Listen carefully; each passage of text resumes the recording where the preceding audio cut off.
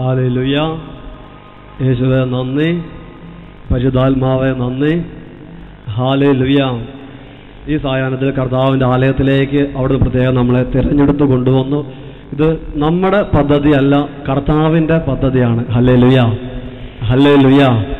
നമ്മൾ കർത്താവിൻ്റെ സന്നിധിയിലേക്ക് വന്നതല്ല, കർത്താവ് നമ്മളെ കൊണ്ടുവന്നതാണ്. ഹല്ലേലൂയ.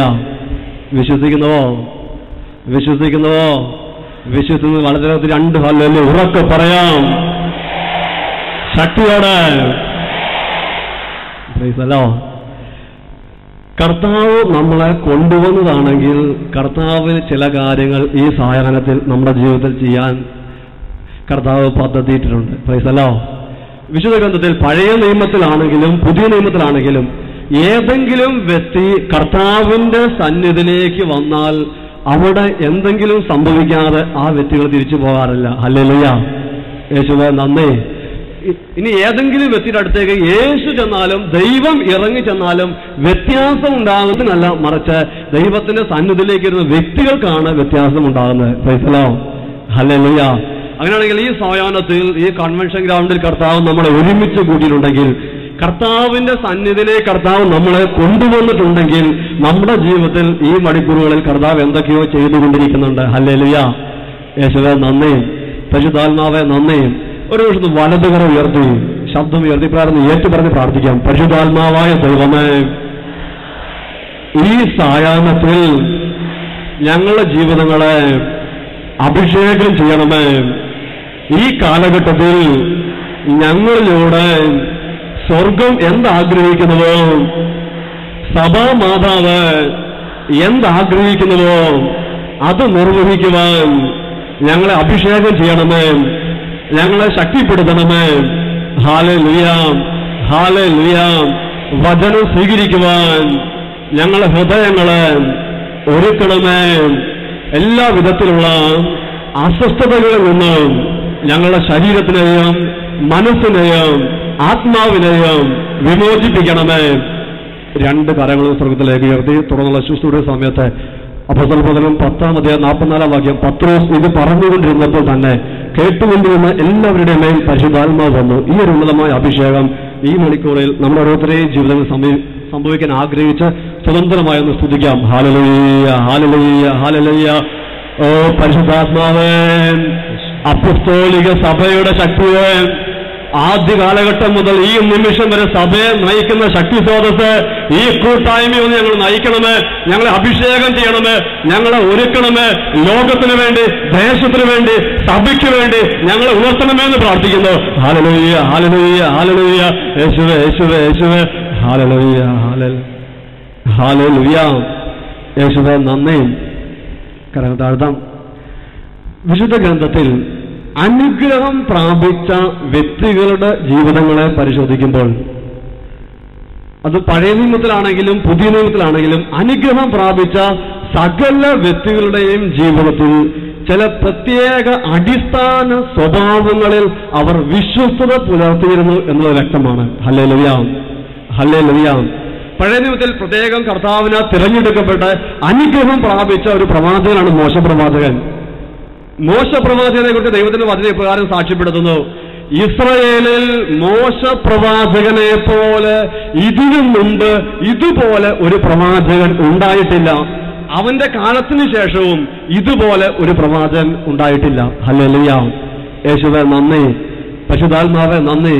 മോശയുടെ കാലഘട്ടത്തിലും അതിനു മുൻപും അതിനുശേഷവും കർത്താവിന്റെ വചനം പഠിപ്പിക്കുന്നു, മോശയെ പോലെ ഒരു പ്രവാചകൻ ഉണ്ടായിട്ടില്ല. ഹല്ലേലൂയ.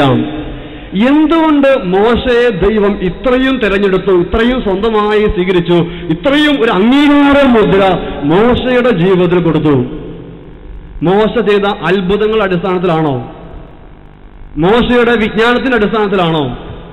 വിജ്ഞാനത്തിന്റെ അടിസ്ഥാനത്തിലാണെങ്കിൽ ഫറവോയുടെ കൊട്ടാരത്തിൽ വെച്ച് മോശ എല്ലാ വിജ്ഞാനവും ആർജിച്ചെടുത്ത സമയത്ത് മോശയെക്കുറിച്ച് കർത്താവ് ഈ അഭിപ്രായം പറയേണ്ടതായിരുന്നു. കൊട്ടാരത്തിൽ വെച്ച് ഈജിപ്തിന്റെ രാജകുമാരന്മാർ കിട്ടേണ്ട എല്ലാ വിജ്ഞാനവും മോശ ആർജിച്ചെടുത്ത സമയത്ത് കർത്താവ് മോശയെക്കുറിച്ച് ഈ അഭിപ്രായം പറഞ്ഞില്ല. ഹല്ലേലൂയ. യേശുവേ നന്ദി. ഇനി മോശയുടെ കഠിനാധ്വാനം കൊണ്ടാണെങ്കിൽ 40 വർഷം ആടുകളെ മേയിച്ച് അമ്മായിപ്പിന് സന്തോഷം, അവിടെയുള്ള ദേശവാസികൾക്ക് സന്തോഷം, ആടുകൾക്ക് അതിലും സന്തോഷം, മോശയ്ക്കും നല്ല സന്തോഷം. അപ്പോഴും മോശയെ കുറിച്ച് കർത്താവ് ഈ അഭിപ്രായം പറഞ്ഞില്ല. അവന്റെ 40 വർഷത്തെ കഷ്ടപ്പാടിന്, അധ്വാനത്തെ മാനിച്ചുകൊണ്ട്. ഹല്ലേലൂയ, യേശുവേ നന്ദി. പിന്നെ എപ്പോഴാണ് കർത്താവ് മോശയെ കുറിച്ച് ഈ ഒരു അഭിപ്രായം പറയുന്നത്? വിശുദ്ധത്തിൽ മോശയുടെ ജീവിതം പഠിക്കുന്ന നമുക്ക് വളരെ വ്യക്തമായി മനസ്സിലാക്കാൻ വേണ്ടി പറ്റും. മോശയെ കർത്താവ് തിരഞ്ഞെടുത്ത് മോശയ്ക്കൊരു വ്യക്തിപരമായ ദൈവാനുഭവം ഉണ്ടായി എന്ന് മോശ കർത്താവ് പറഞ്ഞത് അനുസരിച്ച്, കർത്താവ് പറഞ്ഞതിൽ നിന്ന് ഇടം വലം തിരിയാതെ മോശ മുന്നോട്ട് പോകാൻ തുടങ്ങിയ നിമിഷം മുതലാണ് കർത്താവിന്റെ അഭിഷേകം ഈ മോശ പ്രവാചകനിലൂടെ ഇസ്രായേൽ ജനത്തെ ലഭിക്കുന്നത്. ഹല്ലേലൂയ, യേശുവേ നന്ദി, പരിശുദ്ധാത്മാവേ നന്ദി. നമ്മൾ ഏറ്റവും സാധാരണഗതി ചിന്തിക്കാൻ, മോശയെ കർത്താവ് ഫറവോന്റെ അടുത്തേക്ക് പറഞ്ഞുവിടുന്നു. സർവശക്തനായ ദൈവം തന്റെ ദാസനെ പ്രവാചകനെ അഭിഷേകം ചെയ്ത് പറഞ്ഞുവിടുകയാണ്. യഥാർത്ഥത്തിൽ ദൈവം പറഞ്ഞുവിട്ടതാണെങ്കിൽ മോശ ആദ്യത്തെ പ്രാവശ്യം ചെല്ലുമ്പോൾ ഫറവോ പറഞ്ഞുവിടേണ്ടതാണ്. കർത്താവ് ഇവിടുന്ന് പറഞ്ഞുവിടുന്നു. മോശ അവിടെ ചെല്ലുമ്പോൾ ഫറവോ അതിലും തീക്ഷ്ണതയോടെ തിരിച്ച് ഇങ്ങോട്ട് പറഞ്ഞുവിടുന്നു. ഇവിടെ എത്തുമ്പോഴേക്കും കർത്താവ് വീണ്ടും തീക്ഷ്ണതയോടെ, മോശ എന്റെ ജനം അടിമത്തത്തിലാണ്. കർത്താവ് അങ്ങോട്ട് ഓടിക്കും, മോശയെ ഫറവോ ഇങ്ങോട്ട് ഓടിക്കും. എത്ര പ്രാവശ്യം മോശ ഇങ്ങനെ യാത്ര തിരിച്ചിട്ടുണ്ടാവും ഫറവോയുടെ അടുത്തേക്ക്? ചുരുങ്ങിയത് 10 പ്രാവശ്യമെങ്കിലും പോകുന്നുണ്ട്. കാരണം ഓരോ പ്രാവശ്യം മോശ പോയി വരുമ്പോഴും എന്തെങ്കിലും ഒരു മഹാവ്യാധി, മഹാവിപത്ത് ഈജിപ്തിലുണ്ടാകുന്നുണ്ട്. 9ാമത്തെ പ്രാവശ്യം മോശ ചെന്നിട്ട് പോരുന്ന സമയത്ത് ഫറവോ മോശയോട് പറയുന്നുണ്ട്, മോശ ഇനി നമ്മൾ തമ്മിൽ കാണാതിരിക്കട്ടെ, മോശ ഇനി നമ്മൾ തമ്മിൽ കാണാതിരിക്കട്ടെ, ഇനി നമ്മൾ കാണുന്ന ദിവസം അത് നിന്റെ അന്ത്യമായിരിക്കും. അന്നത്തെ ഏറ്റവും വലിയ സാമ്രാജ്യ ശക്തിയുടെ നേതാവ് ഫറവോ കൽപ്പിക്കണം, ഇനി നമ്മൾ കാണുന്ന സമയം നിന്റെ അന്ത്യമായിരിക്കും. ഇത് കേട്ട് മോശ തിരിച്ചു ഇവിടെ വരുമ്പോ കർത്താവ് പറഞ്ഞു, ഇതാ ഒരു പ്രാവശ്യം കൂടെ ഞാൻ നിന്നെ അയക്കുന്നു. ഹല്ലേലൂയ. മാനുഷിക ബുദ്ധിയിൽ ചിന്തിക്കാവുന്ന കാര്യം, കർത്താവ് എത്ര പ്രാവശ്യം പോയി, എത്ര പ്രാവശ്യം പരാജയപ്പെട്ടു. പക്ഷെ മോശയോട് കർത്താവ് പറഞ്ഞത് മോശ അനുസരിച്ചു. മോശ അനുസരണം ഉള്ളവനായതുകൊണ്ട് കർത്താവിന്റെ അഭിഷേകം മോശയോട് കൂടെ ഉണ്ടായിരുന്നു. ഹല്ലേലൂയ, യേശുവേ നന്ദി. ഈ മോശയെ കുറിച്ച് പറഞ്ഞത് ചേർത്ത് ഒരു അനുഭവം അച്ഛൻ കഴിഞ്ഞ മാസം കണ്ടൊരു സംഭവം പറയാൻ വേണ്ടി ആഗ്രഹിക്കുകയാണ്. കഴിഞ്ഞ മാസം ചെത്തിപ്പുഴയിൽ സഹ്യോന്റെ താമസിച്ച് ധ്യാനം നടക്കുന്ന സമയത്ത് എറണാകുളത്ത് നിന്ന് ഒരു വ്യക്തി ധ്യാനത്തിൽ പങ്കെടുക്കാൻ വേണ്ടി വന്നു. ഇദ്ദേഹം വികലാംഗനായ ഒരു വ്യക്തിയാണ്. പോളിയോ വന്ന് കാല് ശോഷിച്ച പോലത്തെ അവസ്ഥയിൽ നടക്കുന്ന സമയത്ത് വലത്തെ കാലിലേക്ക് 2 കൈയും കൂടെ ഊന്നി ആർച്ച് പോലെ വളഞ്ഞിട്ടാണ് ഈ വ്യക്തി ധ്യാനത്തിന് വരുന്നത്. ധ്യാനത്തിന് വരാൻ വേണ്ടി ബസ്സിലൊന്നും കയറാൻ വേണ്ടി പറ്റിയില്ല. അതുകൊണ്ട് ഈ മനുഷ്യൻ എറണാകുളത്ത് നിന്ന് ഓട്ടോറിക്ഷ വിളിച്ച് ഓട്ടോറിക്ഷയിലാണ് ചങ്ങനാശ്ശേരി വരെ ഈ സഹ്യോന്റെ ധ്യാനത്തിൽ പങ്കെടുക്കാൻ വേണ്ടി വരുന്നത്. ധ്യാനം കഴിഞ്ഞു പോകാൻ വേണ്ടി ഓട്ടോറിക്ഷ ഇട്ടിരിക്കുകയാണ്. ഈ ധ്യാനത്തിന് ആദ്യത്തെ ദിവസങ്ങളിൽ ചേട്ടൻ സ്വസ്ഥമായ ഒരു സൈഡിൽ ഇരുന്നു. ആരെങ്കിലുമൊക്കെ നൃത്തം ചെയ്ത് കർത്താവിനെ മഹത്വപ്പെടുന്നു കണ്ടു കഴിഞ്ഞാൽ അവരോട് പറയും, എന്റെ കാലെ തുടരുത്, എന്നെ ഉപദ്രവിക്കരുത്. മുമ്പിലത്തെ കസേരയോട് കാലും കയറ്റി വെച്ച് ചേട്ടൻ ഇങ്ങനെ അനങ്ങാതിരിക്കും. ആദ്യത്തെ ദിവസം എല്ലാവരും വളരെ സഹതാപത്തോടെ ഈ മനുഷ്യനെ നോക്കി. ആരും യാതൊരു ശല്യവും ചെയ്യുന്നില്ല. അങ്ങോട്ടും ഇങ്ങോട്ടും കൈയടിക്കാൻ വേണ്ടി പറയുമ്പോഴും ചേട്ടനെ ഉപദ്രവിക്കാതെ കൈയടിച്ചുകൊണ്ടിരിക്കുകയാണ്.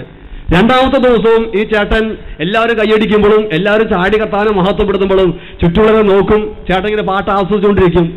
3ാം ദിവസം കുംഭസാരം കഴിഞ്ഞിട്ടുള്ള സമയത്ത് ഇതുപോലെ സായാഹ്നത്തിന് അന്ന് കുംഭസാരം കഴിഞ്ഞ് കർത്താവിനെ മഹത്വപ്പെടുന്ന സമയത്ത് അൽത്താരിൽ അച്ഛൻ നിർദ്ദേശം കൊടുത്തു, നമ്മുടെ അവസ്ഥ എന്തു തന്നെയാണെങ്കിലും നമ്മൾ കർത്താവിനെ ആരാധിച്ചാൽ അവിടെ കർത്താവ് അഭിഷേകം ചെയ്യും. ഇത് പല പ്രാവശ്യം പറഞ്ഞു കഴിഞ്ഞപ്പോൾ ഈ ചേട്ടൻ മനസ്സിലായി, ഞാനിപ്പോ 10-20 വർഷമായി ഇങ്ങനെ കസേര കാലും കയറ്റി വെക്കാൻ തുടങ്ങിയിട്ട്. വികലാംഗനെ പോലെ ഇങ്ങനെ ആർച്ച് പോലെ വളഞ്ഞ് 2 കൈയും ഊന്നി നടക്കാണ്ട് കാലം കുറയായി. ഇന്ന് എന്തായാലും ധ്യാനിക്കാൻ വേണ്ടി വന്നതല്ലേ, ഒന്ന് എഴുന്നേറ്റ് കർത്താവിനെ മഹത്വപ്പെടുത്തി നോക്കാം എന്ന് വിചാരിച്ച് ചേട്ടൻ കസേരയുടെ കയ്യിലൊക്കെ ഒന്ന് പിടിച്ച് എഴുന്നേറ്റ് ബാലൻസ് പിടിച്ച് നിവർന്ന് നിൽക്കാൻ വേണ്ടി നോക്കുകയാണ്. അത്രയും ചേട്ടന് ഓർമ്മയുള്ളൂ. പിന്നെ 10-25 മിനിറ്റ് സമയം കഴിഞ്ഞ് പാട്ടൊക്കെ പാടിക്കഴിഞ്ഞ് എല്ലാവരും ഇരിക്കുന്ന സമയത്ത് ഈ ചേട്ടൻ നിന്ന് നൃത്തം ചെയ്തുകൊണ്ടിരിക്കുക.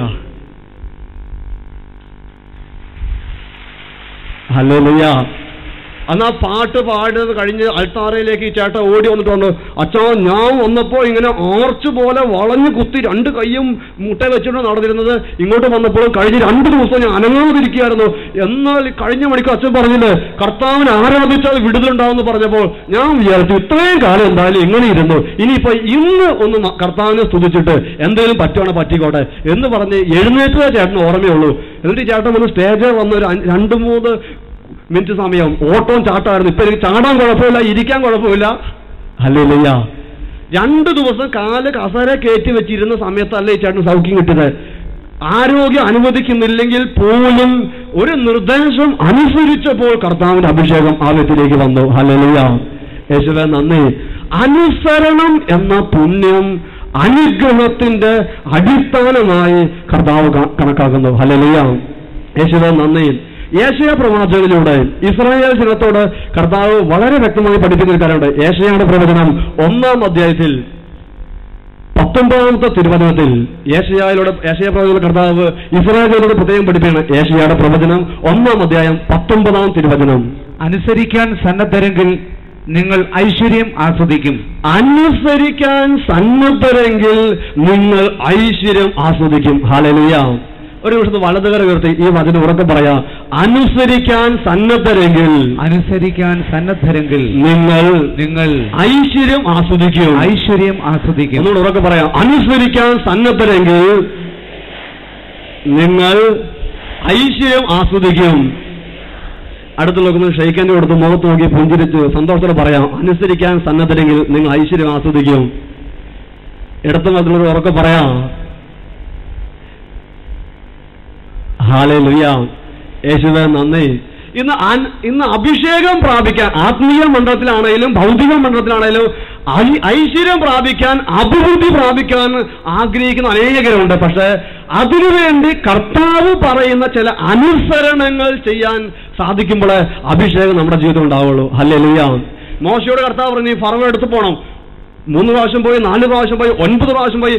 10ാമത്തെ പ്രാവശ്യവും 9 പ്രാവശ്യം ഞാൻ പോയി പരാജയപ്പെട്ടാലും 10ാമത്തെ പ്രാവശ്യം എന്റെ കർത്താവ് എന്നോട് പറഞ്ഞാൽ ഞാനത് അനുസരിക്കും.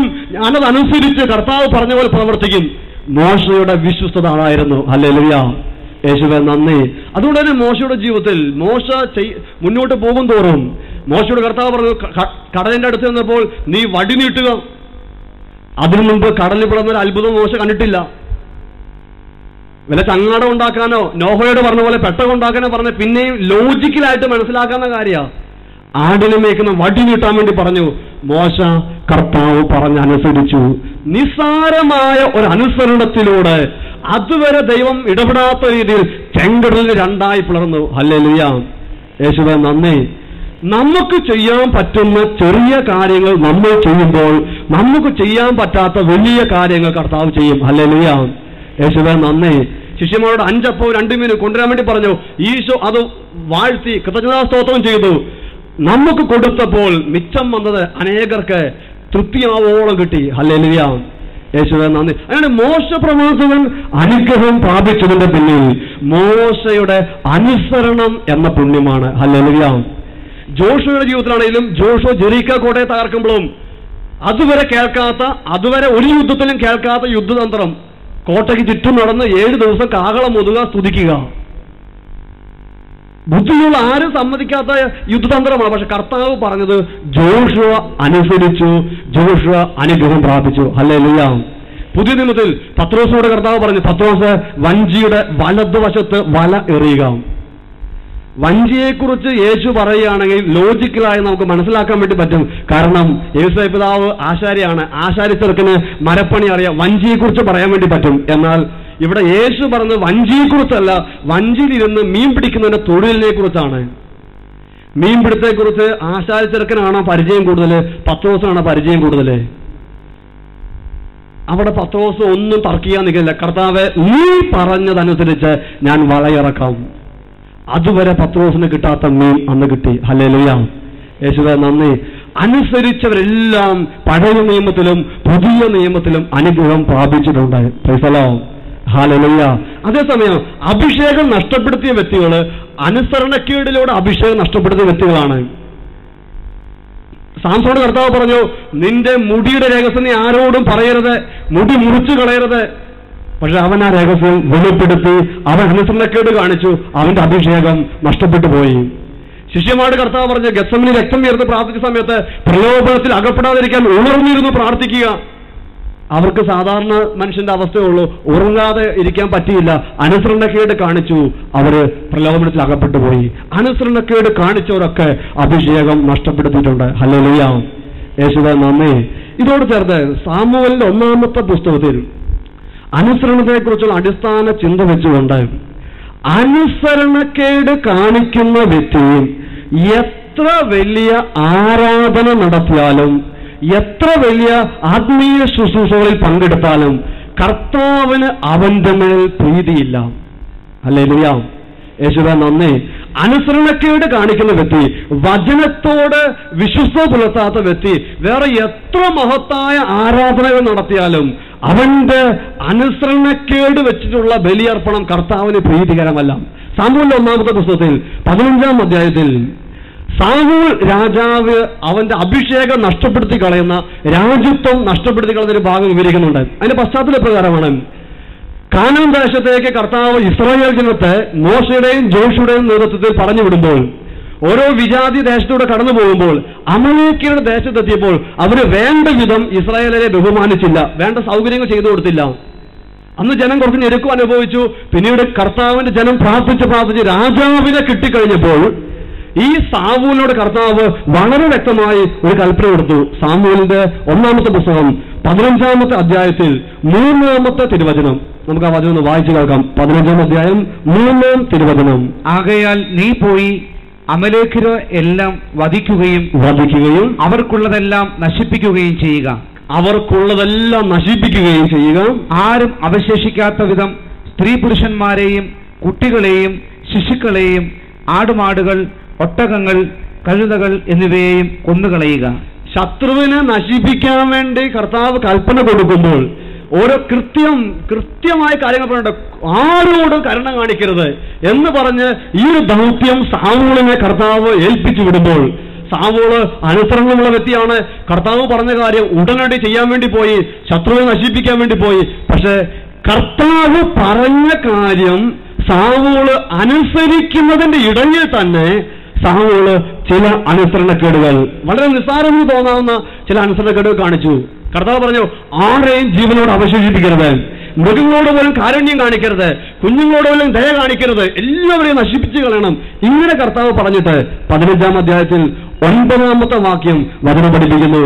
എന്നാൽ സാവൂളും ജനവും അഗാഗിനെയും ആടുമാടുകൾ തടിച്ച മൃഗങ്ങൾ കുഞ്ഞാടുകൾ എന്നിവയിൽ ഏറ്റവും നല്ലവയെയും ഉത്തമമായവയൊക്കെയും നശിപ്പിക്കാതെ സൂക്ഷിച്ചു. അഗാഗ് എന്ന് പറയുന്നത് അമലേക്കയുടെ രാജാവാണ്. സകലരെയും നശിപ്പിക്കാൻ വേണ്ടി കർത്താവ് പറഞ്ഞിട്ടുണ്ട്. സാവൂൾ അവിടെ ചെന്നപ്പോൾ രാജാവിനെ ജീവനോടെ പിടിച്ചുകൊണ്ട് വന്നു. ഇത് കർത്താവ് പറഞ്ഞതാണോ? കർത്താവ് യഥാർത്ഥത്തിൽ സാവൂളിനോട് പറഞ്ഞെന്താ? ആരെയും അവശേഷിപ്പിക്കരുത്. അങ്ങനെയാണെങ്കിൽ ദൈവം പറഞ്ഞ ഒരു കാര്യം സാവൂൾ ചെയ്യുമ്പോൾ അതിന് അനുസരണക്കേട് കാണിച്ചുകൊണ്ട് ജീവനോടെ പിടിച്ചതിന്റെ അടിസ്ഥാന കാരണം എന്തായിരിക്കാം? ദൈവത്തിന്റെ മഹത്വമായിരിക്കോ സ്വന്തം മഹത്വമായിരിക്കോ? ഉദാഹരണം, ശത്രുവിനെ രാജാവിനെ കൊല്ലുന്നതാണോ ജീവനോടെ പിടിച്ചുകൊണ്ട് വരുന്നതാണോ വിജയിക്കുന്ന രാജാവിന് കൂടുതൽ മഹത്വം കിട്ടുന്നത്? നമുക്കറിയാം, ജീവനോടെ പിടിച്ചുകൊണ്ടിരുന്ന. അപ്പൊ സാവൂള് കർത്താവ് പറഞ്ഞ് അനുസരിക്കുന്ന സമയത്ത് തന്നെ അതിന്റെ ഇടയ്ക്ക് സ്വല്പം വെള്ളം ചേർത്തു. അവന് മഹത്വം കൂടുതൽ കിട്ടുന്ന ഒരു കാര്യം, രാജാവിനെ ജീവനോടെ പിടിച്ചു. സാവൂള് ഇത്രയും ചെറിയൊരു അനുസരണക്കേട് കാണിക്കുമ്പോൾ സാവൂള് നയിക്കുന്ന ജനവും തനി സ്വഭാവം കാണിക്കണമല്ലോ. ജനം കൊഴുത്ത ആടുമാടുകളെ മുഴുവൻ പിടിച്ചുകൊണ്ടുവന്നു. ഹല്ലേലൂയ, യേശുവേ നന്ദി.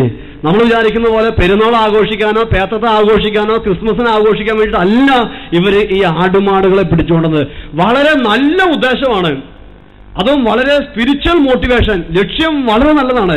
എന്തിനു വേണ്ടിയാണ് ഇവര് ഈ ആടുമാടുകളെ കൊണ്ടുവന്നത് എന്ന് 15-ാം അധ്യായത്തിൽ 15-ാമത്തെ വാക്യത്തിൽ സാവൂള് പറയുന്നുണ്ട്. ജനം അമാലേക്യരിൽ നിന്ന് കൊണ്ടുവന്നതാണിവ. നിന്റെ ദൈവമായ കർത്താവിന് ബലിയർപ്പിക്കാൻ അവർ ആടുകളിലും കാളകളിലും നിന്ന് നല്ലത് സൂക്ഷിച്ചു. ആടുകളിലും കാളകളിൽ നിന്ന് നല്ലത് സൂക്ഷിച്ചു. ഹല്ലേലൂയ. സാവൂളും ജനവും ആടുമാടുകളെ കൊണ്ടുവന്ന് എന്തിനു വേണ്ടിയിട്ടാണ്? ദൈവത്തിന് ബലിയർപ്പിക്കാൻ.